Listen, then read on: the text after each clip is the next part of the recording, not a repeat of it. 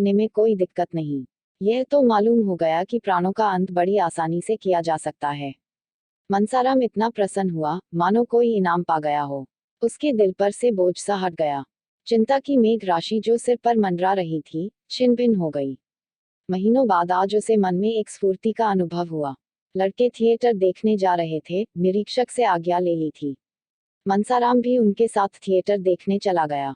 ऐसा खुश था मानो उससे ज्यादा सुखी जीव संसार में कोई नहीं है। थिएटर में नकल देखकर तो वह हंसते हंसते लौट गया। बार बार तालियां बजाने और वंस मोर की हाँक लगाने में पहला नंबर उसी का था। गाना सुनकर वह मस्त हो जाता था और ओहो हो करके चिल्ला उठता था। दर्शकों की निगाहें बार बार उसकी तरफ उठ जाती थी।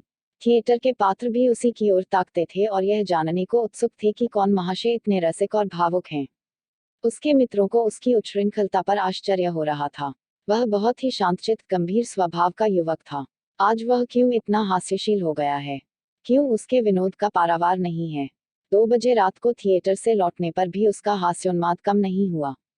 उसने एक लड़के की चारपाई उलट दी, कई लड़कों के कमरे के द्वार बाहर से बंद कर दिए और उन्हें भीतर से खटखट करते सुनकर हंसता रहा।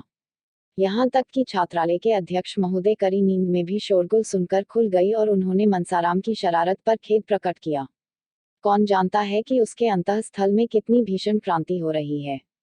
संदेह के निर्दय आघात ने उसकी लज्जा और आत्मसम्मान को कुचल डाला है। उसे अपमान और तिरस्कार का लेशमात्र भी भय नहीं है। यह विनोद नहीं, उसकी आत्मा का करुण विलाप है। जब और सब लड़के सो गए तो वह भी चारपाई पर लेटा, लेकिन उसे नींद नहीं आई। एक क्षण के बाद वह बैठा और अपनी सारी पुस्तकें बांधकर संदूक में रख दी। जब मरना ही है तो पढ़कर क्या होगा? जिस जीवन में यह बाधाएं हैं, ऐसी ऐसी यातनाएं हैं, उससे मृत्यु कहीं अच्छी। यह सोचते सोचते तड़का हो गया। 3 रात से वह एक क्षण भी न सोया था। इस वक्त वह उठा तो उसके पैर थर थर कांप रहे थे और सिर में चक्कर सा आ रहा था। आंखें जल रही थीं और शरीर के सारे अंग शिथिल हो रहे थे। दिन चढ़ता जाता था और उसमें इतनी शक्ति दिन चढ़ता जाता था और उसमें इतनी शक्ति भी न थी कि उठकर मुंह हाथ धो डाले। एकाएक उसने भूंगी को रुमाल में कुछ लिए हुए एक कहार के साथ आते देखा। उसका कलेजा सन रह गया। हाय ईश्वर, वे आ गईं। अब क्या होगा? भूंगी अकेले नहीं आई होगी, बग्घी जरूर बाहर खड़ी होगी। कहाँ तो उससे उठा प्रश्न जाता था, कहाँ भूंगी को देखते ही दौड़ा और घबराई हुई आवाज में बोला, अम्माजी भी आई हैं क्या रे? जब मालूम हुआ कि अम्माजी नहीं आई, तब उसका चित्त शांत हुआ।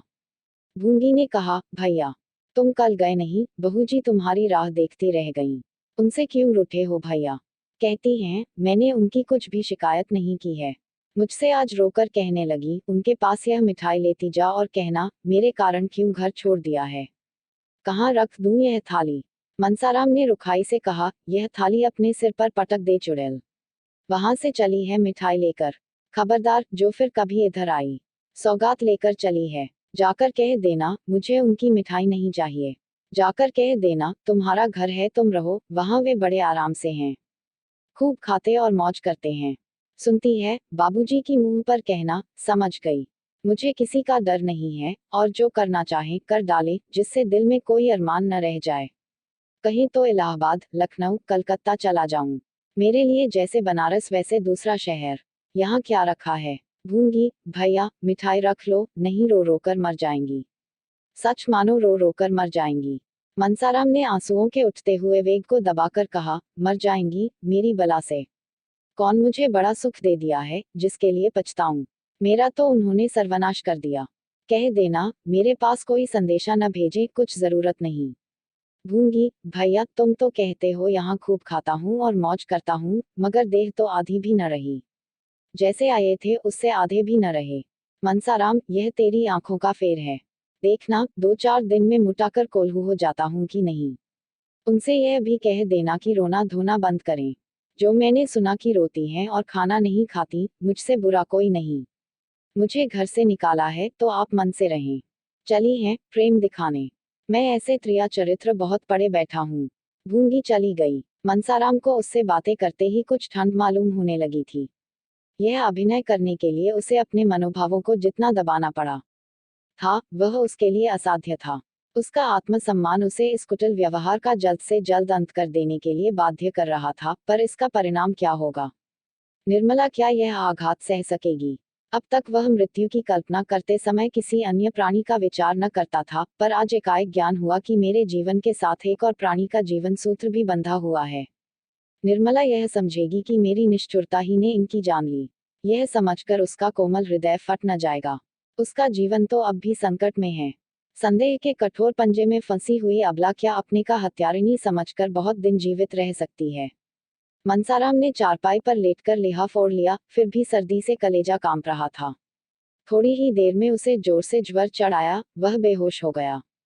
इस अचेत दशा में उसे भांति भांति के स्वप्न दिखाई देने लगे। थोड़ी थोड़ी देर के बाद चौंक पड़ता, आंखें खुल जाती, फिर बेहोश हो जाता। सहसा वकील साहब की आवाज सुनकर वह चौंक पड़ा। हाँ, वकील साहब की आवाज थी। उसने लिहाफ फेंक दिया और चारपाई से उतरकर नीचे खड़ा हो गया। उसके मन में एक आवेग हुआ कि इस वक्त इनके सामने प्राण दे दूं। उसे ऐसा मालूम हुआ कि मैं मर जाऊं तो इन्हें सच्ची खुशी होगी। शायद इसीलिए वह देखने आए हैं कि मेरे मरने में कितनी देर है। वकील साहब ने उसका हाथ पकड़ लिया, जिससे वह गिर न पड़े, और पूछा, कैसी तबीयत है लल्लू? लेटे क्यों न रहे? लेट न जाओ, तुम खड़े क्यों हो गए? मनसाराम, मेरी तबीयत तो बहुत अच्छी है। आपको व्यर्थ ही कष्ट हुआ। मुंशी जी ने कुछ जवाब न दिया। लड़के की दशा देखकर उनकी आंखों से आंसू निकल आए। वह हृष्ट पुष्ट बालक, जिसे देखकर चित्त प्रसन्न हो जाता था, अब सूख कर कांटा हो गया था। 5-6 दिन में ही वह इतना दुबला हो गया था कि उसे पहचानना कठिन था। मुंशी जी ने उसे आहिस्ता से चारपाई पर लिटा दिया और लिहाफ अच्छी तरह उसे उड़ाकर सोचने लगे कि अब क्या करना चाहिए। कहीं लड़का हाथ से तो नहीं जाएगा। यह ख्याल करके वह शोक विह्वल हो गए और स्टूल पर बैठकर फूट फूट कर रोने लगे। मनसाराम भी लिहाफ में मुंह लपेटे रो रहा था। अभी थोड़े ही दिनों पहले उसे देखकर पिता का हृदय गर्व से फूल उठता था, लेकिन आज उसे इस दारुण दशा में देखकर भी वह सोच रहे हैं कि इसे घर ले चलूं या नहीं। क्या यहाँ दवा नहीं हो सकती? मैं यहाँ 24 घंटे बैठा रहूंगा। डॉक्टर साहब यहाँ हैं ही। कोई दिक्कत न होगी। घर ले चलने से में उन्हें बाधाएं ही बाधाएं दिखाई देती थी। सबसे बड़ा भय यह था कि वहाँ निर्मला इसके पास हरदम बैठी रहेगी और मैं मना न कर सकूंगा, यह उनके लिए असह्य था। इतने में अध्यक्ष ने आकर कहा, मैं तो समझता हूँ कि आप इन्हें अपने साथ ले जाएं। गाड़ी है ही, कोई तकलीफ न होगी। यहाँ अच्छी तरह देखभाल न हो सकेगी। मुंशी जी, हाँ, आया तो मैं इसी ख्याल से था, लेकिन इनकी हालत बहुत ही नाजुक मालूम होती है। जरा सी असावधानी होने से सरसाम हो जाने का भय है। अध्यक्ष, यहाँ से इन्हें ले जाने में थोड़ी सी दिक्कत जरूर है, लेकिन यह तो आप खुद सोच सकते हैं कि घर पर जो आराम मिल सकता है, वह यहाँ किसी तरह नहीं मिल सकता। इसके अतिरिक्त किसी बीमार लड़के को यहाँ रखना नियम विरुद्ध भी है। मुंशी जी, कहिए तो मैं हेडमास्टर से आज्ञा ले लूं। मुझे इनका यहाँ से इस हालत में ले जाना किसी तरह मुनासिब नहीं मालूम होता।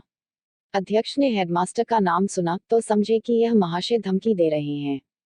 जरा तिंक कर बोले, हेडमास्टर नियम विरुद्ध कोई बात नहीं कर सकते। मैं इतनी बड़ी जिम्मेदारी कैसे ले सकता हूँ? अब क्या हो, क्या घर ले जाना ही पड़ेगा? यहाँ रखने का तो यह बहाना था कि ले जाने बीमारी बढ़ जाने की शंका है।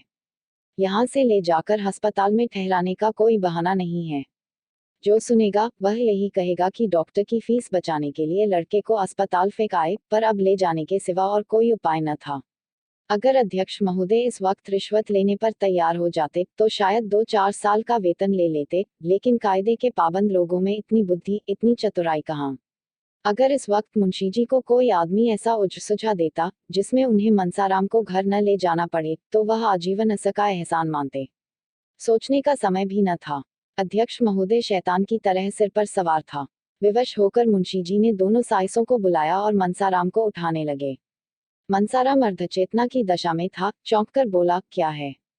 कौन है? मुंशी जी, कोई नहीं है बेटा, मैं तुम्हें घर ले चलना चाहता हूँ, आओ गोद में उठा लूं। मनसाराम, मुझे क्यों घर ले चलते हैं? मैं वहां नहीं जाऊंगा। मुंशी जी, यहाँ तो रह नहीं सकते, नियम ही ऐसा है। मनसाराम, कुछ भी हो, वहां न जाऊंगा। मुझे और कहीं ले चलिए, किसी पेड़ के नीचे, किसी झोपड़े में, जहां चाहे रखिए, पर घर पर न ले चलिए। अध्यक्ष ने मुंशी जी से कहा, आप इन बातों का ख्याल न करें, यह तो होश में नहीं है। मनसाराम, कौन होश में नहीं है? मैं होश में नहीं हूँ। किसी को गालियां देता हूँ, दांत काटता हूँ, क्यों होश में नहीं हूँ? मुझे यहीं पड़ा रहने दीजिए, जो कुछ होना होगा, होगा। अगर ऐसा है तो मुझे अस्पताल ले चलिए, मैं वहां पड़ा रहूंगा।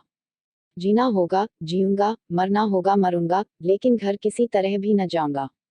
यह जोर पाकर मुंशीजी फिरा अध्यक्ष की मिन्नतें करने लगे, लेकिन वह कायदे का पाबंदी आदमी कुछ सुनता ही न था। अगर छूत की बीमारी हुई और किसी दूसरे लड़के को छूत लग गई तो कौन उसका जवाबदेह होगा। इस तर्क के सामने मुंशीजी की कानूनी दलीलें भी मात हो गईं। आखिर मुंशीजी ने मनसाराम से कहा, बेटा तुम्हें घर चलने से क्यों इनकार हो रहा है? वहां तो सभी तरह का आराम रहेगा। मुंशीजी ने कहने को तो यह बात कह दी, लेकिन डर रहे थे कि कहीं सचमुच मनसाराम मलने पर राजी न हो जाए। मनसाराम को अस्पताल में रखने का कोई बहाना खोज रहे थे और उसकी जिम्मेदारी मनसाराम ही के सिर डालना चाहते थे।